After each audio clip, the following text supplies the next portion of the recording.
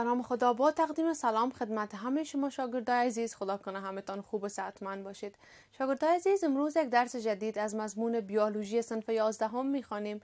این درس ما درباره خزندگان، مشخصات و انواع اونا هست. شامل صفحه 117 الی 119 کتاب بیولوژی صنف 11 هم.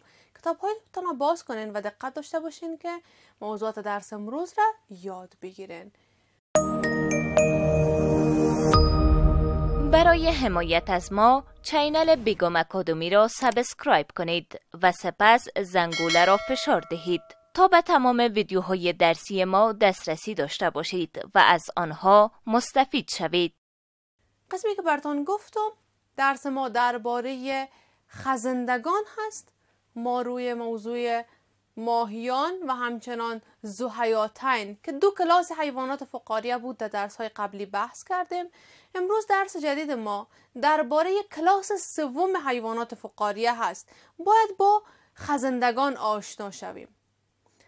به طور کلی گفتم میتونیم کلمه لاتینی که به نام رپتایل یاد میشه به معنای خزنده هست. خزندگان از همین کلمه نامش گرفته شده. رپتایل ما خزنده را میگیم و عبارت از موجودات زنده‌ای هستند که در یک کلاس از حیوانات فقاریه شامل هستند. انواع مختلف را هم دارا می باشند. شاگردان عزیز، گفتن میتونیم دلیل از این که نام این موجودات زنده از کلمه رپتایل گرفته شده، خزنده معنا میده، ای هست که شاگردان عزیز این موجودات زنده در زمان حرکت سطح شکم خود را به زمین کش میکنن. به همین خاطر ما به نام خزنده اینا را یاد کرده میتونیم. پس دلیل از این که به اینا خزندگان میگن نوع حرکتی هست که این موجودات زنده دارا می باشه. شاگردان عزیز، به طور کلی علمی که خزندگان را مورد مطالعه قرار میده، از خزندگان بحث میکنه، به نام هرپتولوژی یاد میشه. هرپتولوژی عبارت از علمی هست که خزندگان را مورد مطالعه قرار میده. مثل که ما زمانی که ماهیان را خواندیم گفتیم علمی که ماهیان را مورد بحث قرار میده به نام ایکتولوژی یاد میشه. هر کدام از همین موجودات زنده یک علم را به صورت جداگانه هم تشکیل داده میتونه. پس علمی که از خزندگان بحث میکنه به نام هرپتولوژی یاد میکنیم. حیواناتی که در گروه خزندگان شامل هستند از نظر ساختار بدنی بعضی از مشخصات را دارا می باشند. مثلا جلد اینا جلد سخت هست، جلد بسیار درشت هست و از تبخیر زیاد آب جلوگیری میکنه. طبعا که شاگردان عزیز از سطح جلد یک مقدار آب تبخیر میشه و خارج میشه، اما اگر همین جلد بسیار سخت باشه اجازه نمیده که دوباره آب زمانی که در بدن جذب شده و یک مقدار اضافیش میخواد خارج شود، این حالت را یا این عملیه را اجازه نمیده و تبخیر صورت گرفتن نمیتونه، به خاطر که سطح جلد اونا خیلی سخت هست و تبخیر مایعات واقع شده نمیتونه. در گروه خزندگان یا در همین کلاس خزندگان انواع مختلفی از حیوانات شامل هست که ما گفتم میتونیم که این حیوانات شامل چلپاسه، کروکودیل یا تمساح هست، ماهیان هست، سنگپشت های بحری هست. تمام اینا عبارت از موجودات زنده هستند که خزنده گفته میشه و در همین گروه خزندگان شامل هستند. ما هر کدام این موجودات را به صورت جداگانه مطالعه خواهد کردیم تا اینکه شما آشنا شوین که این موجودات زنده دارای کدام خصوصیات می باشه. تمام اینا شاگردان عزیز انواعی از خزندگان هستند. در کنار همین حیواناتی که بر شما نام گرفتم بعضی از انواع دیگه هم وجود داره.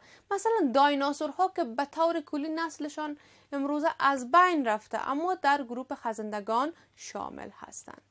شاگردان عزیز، در بین هر کدام اینا بعضی تفاوت ها هم وجود داره. مثلا گفتم میتونیم که استثنایی که موجود هست سنگپشت های بحری و مار آبی در محیط بحری زندگی میکنن، اما اگر سایر انواعی از خزندگان رو در نظر بگیریم همه اونا در محیط خشک زندگی میکنن. یا هم یک تفاوت دیگه که وجود داره از نظر موجودیت پاها. به استثنای مار که یک نوع خزنده هست، دیگه همه انواع خزندگان پاها را دارا می باشن. مار هم یک نوعی از خزندگان حساب میشه، اما استثناءً پا ندارن. حالا درباره مشخصات مشترکی صحبت میکنیم که در خزندگان موجود هست. از نظر ساختمان‌های بدن کدام اعضا در بین خزندگان به صورت مشترک وجود داره؟ مثلا از قلب شروع میکنیم. قلب یک عضو حیاتی هست، در همه خزندگان موجود هست و گفتم میتونیم که قلب اونا دارای 3 جوف میباشه. قلب خزندگان 3 جوف داره، 2 دهلیز و 1 بطن. تنها اینجا هم یک استثناء وجود داره که قلب تمساح یا کروکودیل دارای 4 جوف می باشه.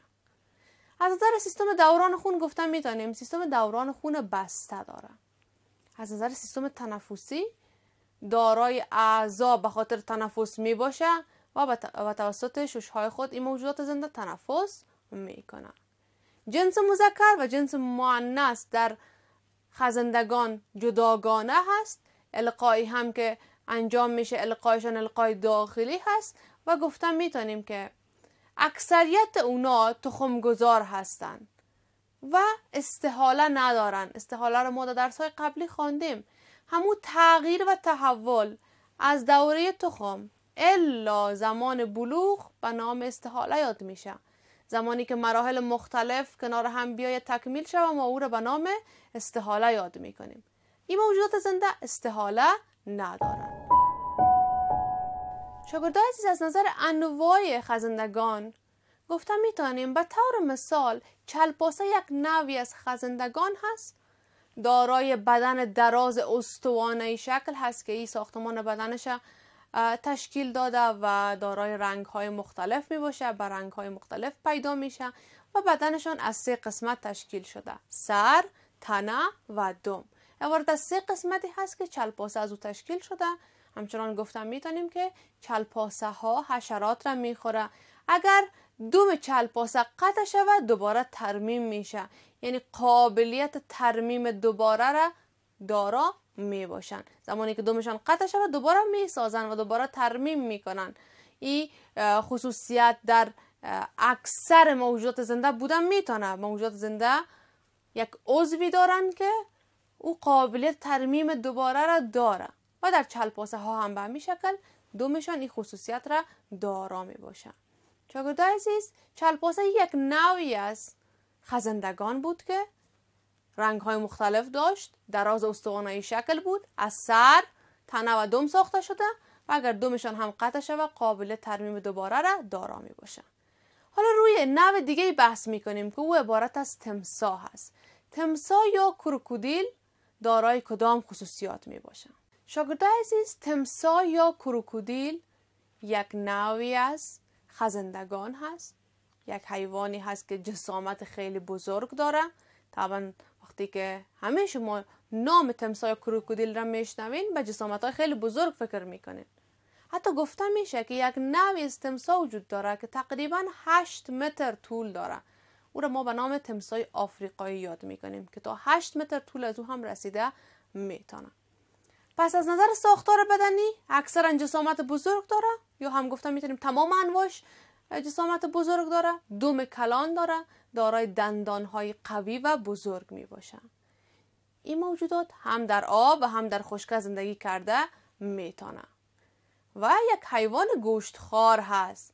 زمانی که یک حیوان اینقدر مشخصاتی داشته باشه که عظیم الجثه هست، بزرگ هست، دندانهای قوی داره، طبعا که خوراکشان هم گوشت هست و از موجودات زنده دیگه یا حیوانات دیگه تغذیه میکنن. این موجودات زنده اکثرا در محیط‌های خشک تخم گذاری میکنن، چون هم در آب و هم در خشک محیط‌های زندگی را دارا میباشن، ولی تخم گذاریشان اکثرا در محیط خشک صورت میگیره. بدن این موجودات هم از 3 قسمت ساخته شده: سر، تنه و دم. عبارت از 3 قسمتی هست که تمساح از او ساخته شده. انگشتان هر 4 پای اونا دارای پرده ها و ناخن هست. 4 پای را دارن و انگشتهایش دارای پرده ها می باشه. چرا این موضوع وجود داره؟ به خاطر از اینکه اونا بتونن در محیط آبی هم قرار گرفته، بتونن در شنا برشان کمک کنه. این خصوصیتی که در بین انگشتای پا پرده ها موجود باشه به دلیل کمک کردن در شنا کردن می باشه. در سر خود تمساح 2 چشم کلان داره و در آخر بدنشان هم مخرج موقعیت داره. مواد اضافی را گرفته و به خارج طرح میکنه. اگر جلدشان رو در نظر بگیریم، جلد این موجودات زنده سخت هست، محکم هست و این موضوعاتی هست که تمامش مرتبط به این موجود زنده میشه و بر شما گفتم که یک نوش تا 8 متر هم میتونه طول داشته باشه که با نام تمساح آفریقایی او را یاد میکنیم. به طور کلی ما تمساح را هم از خزندگان میشماریم و گفتم میتونیم که از جمله حیوان بزرگ هست، جسامتش بزرگ است، دندانهایش قوی هست و محیط آبی خشک در هر دوش زندگی کردن میتونه، ولی تخم گذاریشان در محیط خشک صورت میگیره. پاها را دارا می باشه، در بینشان هم پرده ها هست که توسط از اون میتونن شنا کنن. تمام اینا خصوصیاتی هست که کروکودیل یا تمساح دارا می باشن. شاگردای عزیز، نوع دیگه از موجودات زنده عبارت از سنگ پشتا هست. سنگ پشتا هم از جمله خزندگان هستند و گفتم میتونیم که بدن اینا در بین 2 کاسه سخت استخوانی موقعیت داره. اگر شما تا حال یک سنگ پشت را دیده باشین متوجه میشن که یک کاسه سخت استخوانی اونا را احاطه کرده و به همین خاطر به نام سنگ پشت نامیده میشه. پاهای اینا 5 انگشت داره و همچنان ناخونها را دارا می باشن. ناخونهایشان تیز هست. در زمان حرکت سر، پا و دم اونا از کاسه خارج میشن. یعنی گفتم میتونیم قسمی هست که مثل یک محافظ عمل میکنن. تنها زمانی که اونا حرکت میکنن سر، پا و دم خود را از همی کاسه خارج میکنن و در غیر از او کاملا در همی کاسه پنهان باقی میمانن. سنگ پشت هایی که در آب زندگی میکنن پاهایشان به خاطر آبازی پرده ها را دارا می باشن. این موضوع را ما پیشتر هم ذکر کردیم. او پرده ها در بین پاهایشان به شنا کردن به اینا کمک میکنن. کدام نوع سنگ پشت ها؟ سنگ پشت های بحری که در آب شنا میکنن. او سنگ پشت ها نیاز داره که باید در بین پاهایشان امو پرده ها موجود باشن. سنگ پشت دندان ندارم و از نظر دیگه ساختمان های بدن گفتم میتونیم که ساختمان های تنفسی داره. به خاطر تنفس خود از برانشی ها استفاده میکنه، عمل تنفس را انجام میده. اکثرا در محیط خشک تخم گذاری میکنه و این هم از جمله موجوداتی هست که میتونه به اندازه های خیلی بزرگ یافت شود. یک نوع سنگ پشت آفریقایی به 3 متر رسیده میتونه و به این اندازه هم تا هنوز دریافت شده که موجود هست.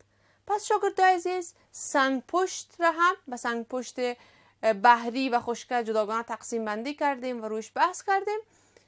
از نظر ساختار بدنی، نظر به همون محیط دارای بعضی ساختمان ها می باشه و گفتم میتونیم که ممکن جسامت های خیلی بزرگ یا اندازه های خیلی بزرگ را هم دارا باشن.